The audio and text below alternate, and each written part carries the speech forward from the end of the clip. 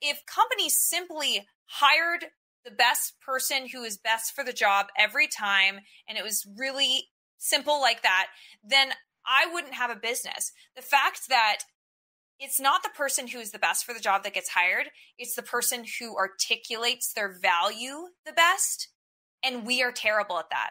We as humans are really bad at understanding exactly what someone else wants and articulating our value. That's why salespeople get paid so much money, because they are damn good at something that is extremely difficult. Yeah. And that's really what we're seeing in the interview process. Welcome back to the Balance Boldly podcast for ambitious women in business and a few brave men. I'm your host, Naketa Ren Thigpen. Always excited to be here with you in the midst of this hot summer right now. I know the young people are saying hot girl summer. I am well over 40. I am not feeling like a hot girl summer, as sexy and this summer is hot, y'all, and I'm a summer baby, so I just need you to roll with me a little bit while I deal with this battery recharging that's happening to me right now. Having a serious hot flash, so work with the sister. I am super excited to be back with you guys for season 25 of Bold Mindset, where we get to really dig in with our experts that have been amazing and so open and vulnerable and beautiful with sharing their story and all of their expertise in about 20 to 25 minutes, because they happen to be that dope where they can do that. And this young woman is no different. Let me welcome Miss Madeline Mann. She is an HR and recruiting leader who has built an audience of over 500,000 people. Okay, 500,000 people. Count that backwards. You can't. Me neither. It's all right. She is phenomenal and the creator of Made Millennial, because that is exactly what she is. She's been featured on Business Insider, Wall Street, New York Times, you name it. She has been there. And today she is coming just for you to share her story of how you can absolutely be driven by your passion and not just driven by burnout. Madeline, welcome to the Balance Boldly podcast. How are you today? Thanks so much, Naketa, for the amazing introduction. Glad to be here. I'm super excited to have you. I would love for you to share with everyone just a little bit about your story and what you're doing in the world right now. Yes, so I am a human resources professional by trade, and I was the head of HR at a tech company, was the one reviewing all the resumes and debriefing all of the candidates with hiring managers and talking about executives about who's going to be promoted. And what I found was very specific patterns of things certain people were doing in order to land the job, in order to land the promotion, in order to get ahead in their career. And I thought, if only people had this knowledge that I have, they would make much different decisions in their career path. And so I took to YouTube. I started creating content because I loved my job. I loved helping people. And I thought, let's just get this information out there. And my focus was really to make it extremely actionable and also have a bit of fun and humor, because I saw that really so much advice out there was either very abstract, like go out there and network, or it was just extremely dry. And so I thought, let's combine these two and make for a fun channel. And since then, it has been absolutely incredible. The thousands and thousands of success stories. I now have multiple coaching programs and courses and ebooks, and it has just been an absolute just adventure to help all these people land their career defining jobs. This is phenomenal. And I can't disagree with you on any level. There's a lot of information that is absolutely 7th grade science teacher dry. Just go network. You can do it. Have a good resume. It's like, well, what are the details? What do I need to know? What kind of questions should I bring when someone says, well, do you have questions for me? And I'm so nervous and overwhelmed and worried about rejection that I don't know what to say. Like, what are those things that I'm supposed to do? So I appreciate that you're edutaining people with information and giving them a little entertainment at the same time. Yeah, exactly. And that's what I found is, especially also in the job search, it is such a demoralizing time. Even if you are getting interviews, it's just, it's such a black box that I've found that people have said, wow, you actually gave me the energy to do this. You got me excited about the job search. And that has been one of the greatest compliments of, I actually enjoy a job search now because of you. Never thought I'd hear that statement. I never would have thought I would have heard that either, because job searching is a whole nother job, and it can be stressful. It can absolutely rock whatever work-life balance you had previously, because now everything about your day-to-day has shifted from not being in your normal schedule and now having to deal with computers and, whatever it is that you're doing nowadays, libraries and apps. Like, my daughter is younger, so everything that they do when they apply for jobs is through an app, which is beyond me, because that's literally on your phone, and all I keep thinking is spell check much. Like,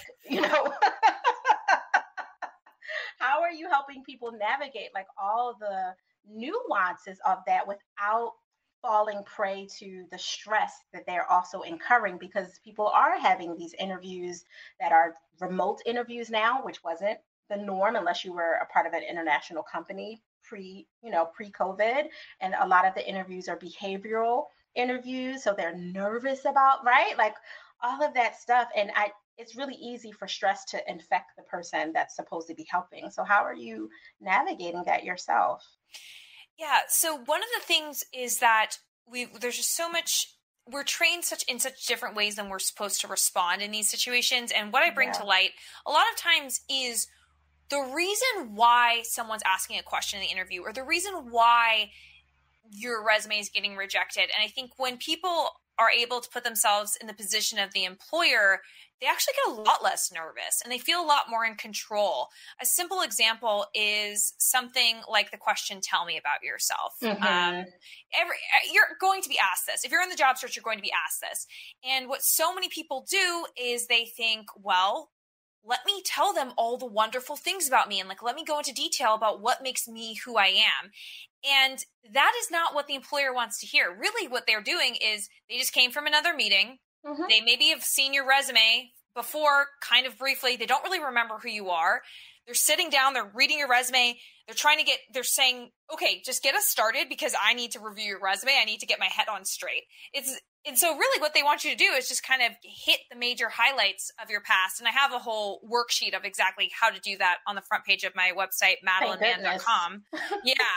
But what we found is that when you really understand, oh, okay, this is actually more of like a 90-second answer just to get the ball rolling and get, a good first impression versus, all right, now I'm going to tell the tale of my past and what makes me incredible. No, there's time to get into that later.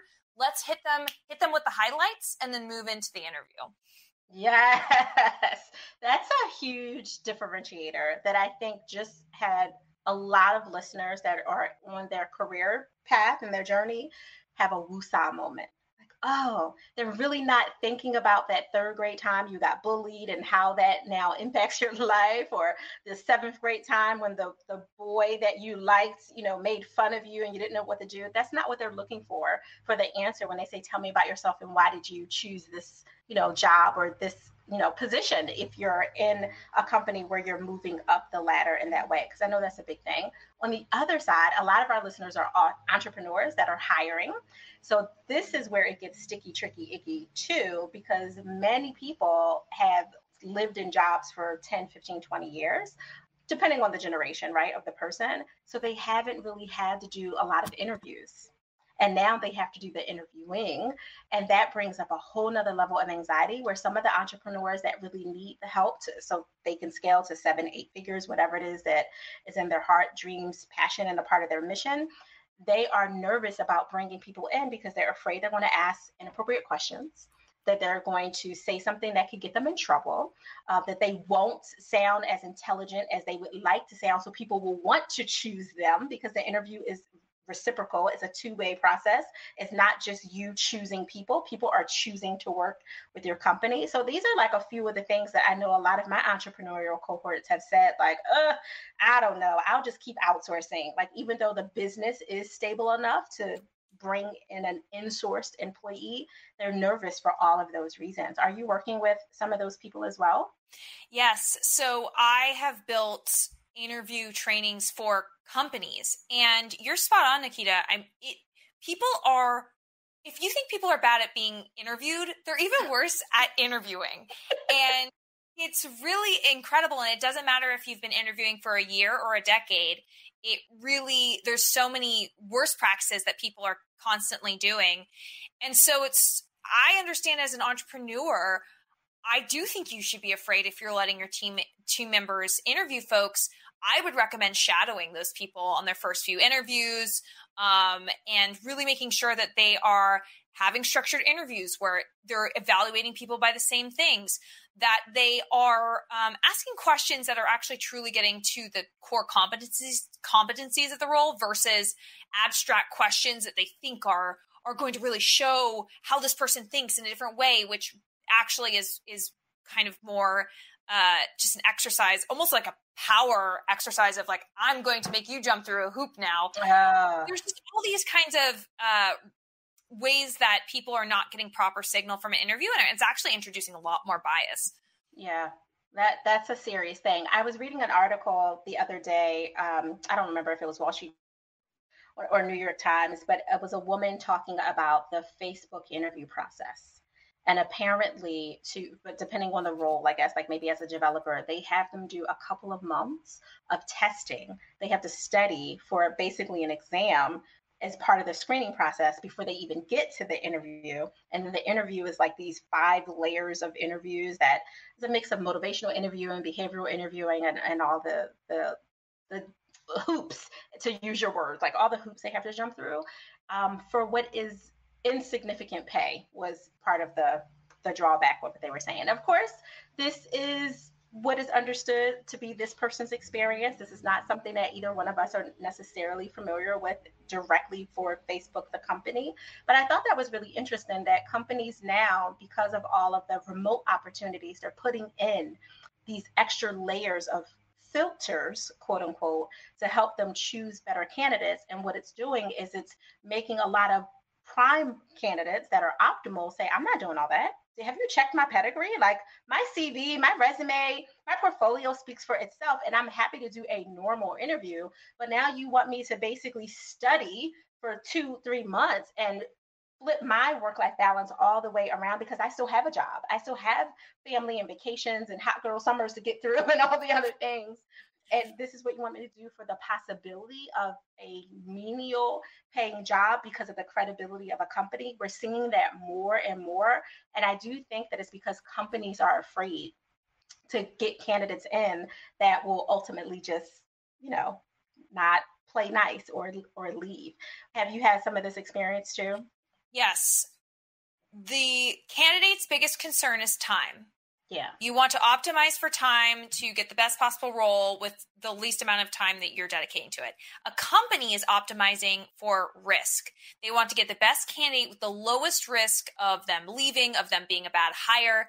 And those two things are directly opposed from each other because companies take all of this time to make sure they're not doing a high risk, and the candidates don't want to spend all this time to have it be a dead end. Yeah. And so these two things are really opposing. And it's the reason why I have an entire business. If companies simply hired the best person who is best for the job every time, and it was really simple like that, then I wouldn't have a business. The fact that it's not the person who is the best for the job that gets hired, it's the person who articulates their value the best.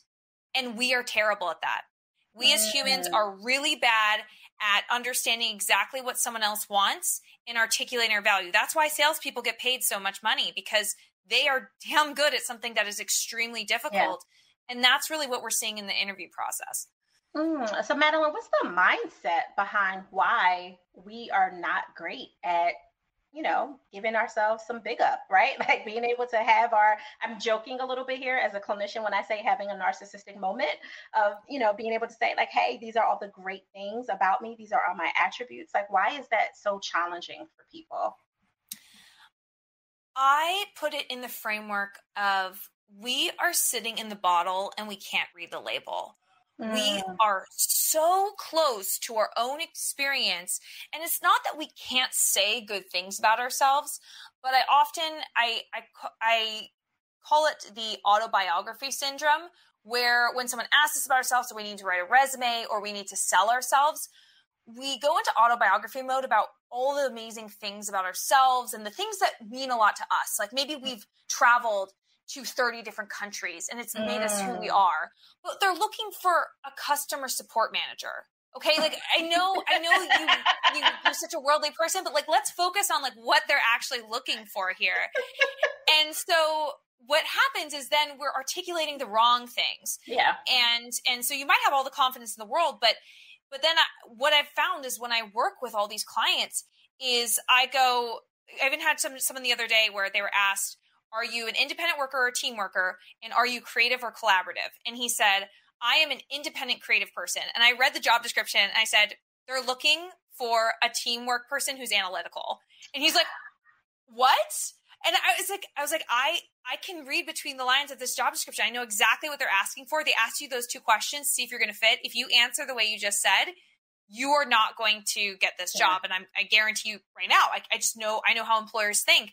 And so we have such a hard time. We're thinking about, what makes me so amazing is I'm so creative. It's like, that's the opposite of what they're looking for. I'm sorry. Like maybe we just shouldn't go for this job. That is a good point. And there's two sides to that point. There's the, do you want this job? If you in fact really are preferably better at being independent in your role and you don't like to be micromanaged and all those other things, what is it? You want to fly solo. That was the term I was looking for. And you're creative. Or is it that sounds cool to you? And yes, you could be independent. And yes, you are creative in your core, but you also really want to learn these other skills and to grow with a team. So really asking yourself this comes down to a lot of the work I do with our power couples. What do you really want? And that really want? It's very few people can answer that question. I'm sure you've found it's a hard question to answer. Yeah, it's literally how you said, like if the companies would just make things easier, I wouldn't have a job. If all of our power couples knew what they wanted, I wouldn't have a job either. It's human nature though. Like that's the thing is like, we can blame the companies all we want. We can blame this person, that person, but it's human nature. And this is just the way we have to work through it. That's why, we have this psychology background, which it enables us to do this work because it doesn't come down to, here's the HR policies and here's why this exists. It's like, no, this is in our brains. Like this is the way we're operating a lot of, for some of it.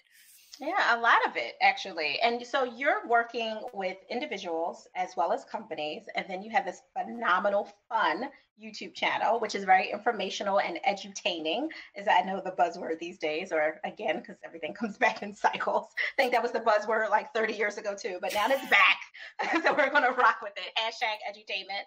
You have all these things happening, which makes your life really, really full. So how are you giving yourself permission to pause? I have to decide it ahead of time. I have to decide, okay, tomorrow at 3, I'm closing my computer and I'm not looking back. Or when I go to the mall, I'm going to make sure to get something, get some like new bath bombs, or I'm going to do something for myself. I have to actually in order for me to make healthy decisions, I have to make those decisions before the situation comes up. I don't know if that's ever been that way for you, but I work all the time. I'm constantly moving and grooving. And so I need to schedule that time. I need to be really, really actively carving that out. Yeah, I'm 1,000% in alignment. I have power down routine, power up. I have sacred time, and I have literally in purple, because it's my favorite color, permission to pause throughout my calendar, throughout the week, as well as during like my 6-week self-lovecation.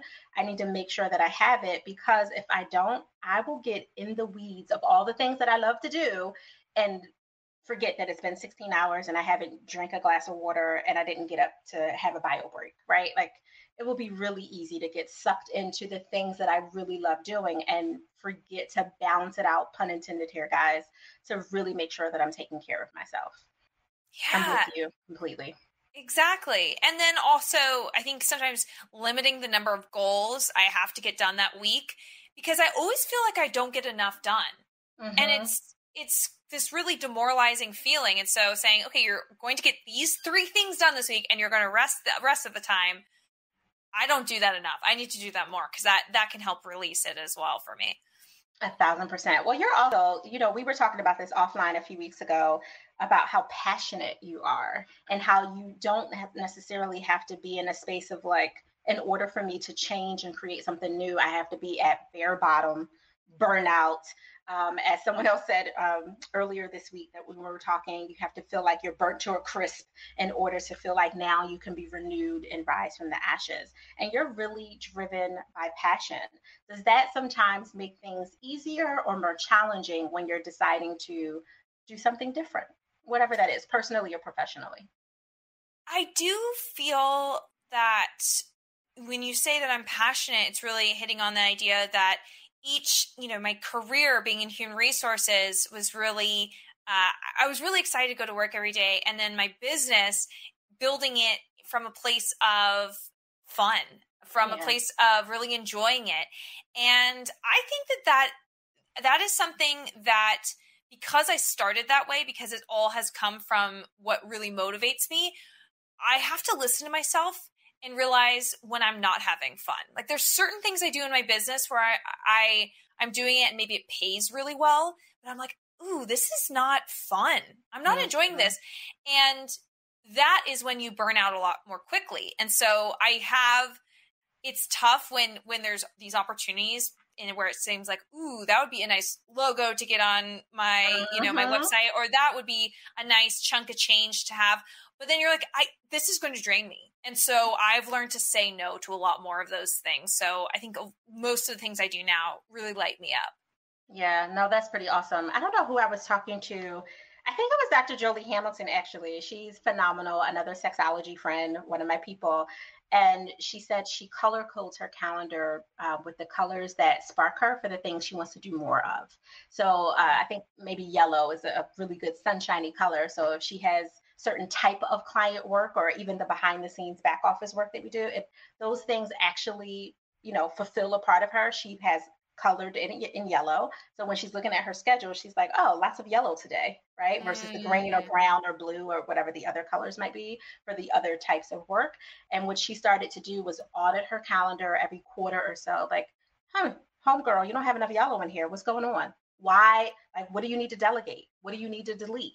What do you need to ask yourself? Why am I doing all of these brown things or green things if those are not the things that are bringing me joy, especially when you have the privilege and opportunity to work for yourself? Yes, I love that idea, because the calendar is what unlocks everything. Like, our emails are a mess, our social media is a mess, but our calendar, that is the direct reflection of our time, the most, precious resource we have. And so I would love to do something like that, where I'm being a bit more intentional about, okay, how am I allocating hours?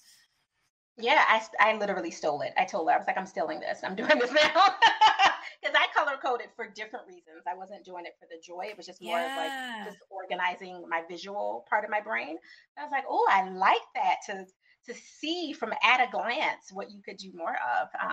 So there's lots of borrowing that we can pass on here for nuggets for all the listeners to hear. And Madeline has given so many nuggets, which I'm so grateful for. How can people connect with you and share all the valuable information that you have? And you also have a couple of good programs that are buzzworthy these days. So you want to take a minute? Yes. So come on over to MadelineMann.com. There I have free masterclasses on how to build LinkedIn thought leadership. So especially for all your entrepreneurs out there, LinkedIn has absolutely taken me to the stratosphere in my business, and there are ways to completely launch, your business in so many new ways without even paying for ads on LinkedIn. So I do have a class on that. And then for any of your job seekers, I have a resume masterclass and lots of different resources there. Connect with me on LinkedIn. Follow me on YouTube at Made Millennial, and you can also find me on Instagram as well. I love it, Madeline. Thank you so much for being passionate, fun, informational, and very serious about your business of helping people grow in their career. I really value that. It has been my pleasure. Thank you for having me. Balance Bowling listeners, what did I tell you? I know, it's like becoming an old played out sentence for me to say, I told you I was going to deliver and I did it, but I did it. I did it again. So thank you again for tuning in and taking out this time from your schedule, guys, of listening. I want you to always know that this is a safe place to come to get the balance tools that you can use to help create everything that you need for your work, life, and love journey. I appreciate in advance if you follow so you can get the notifications every single week that we go live, and make sure that you review and rate this episode. It is so important for all the reasons that we won't even get into. Just make sure you do that before you hit the share button and share with your friends, because we don't want to be the best kept secret. We want to keep climbing. We are number 8 of the top podcasts to follow for women in business, and we want to keep climbing. So make sure you share, and let us know your feedback. We're always happy to grow and give you more topics and great experts like Madeline Mann. Until next time, I am Naketa Ren Thigpen, and I look forward to seeing you next week.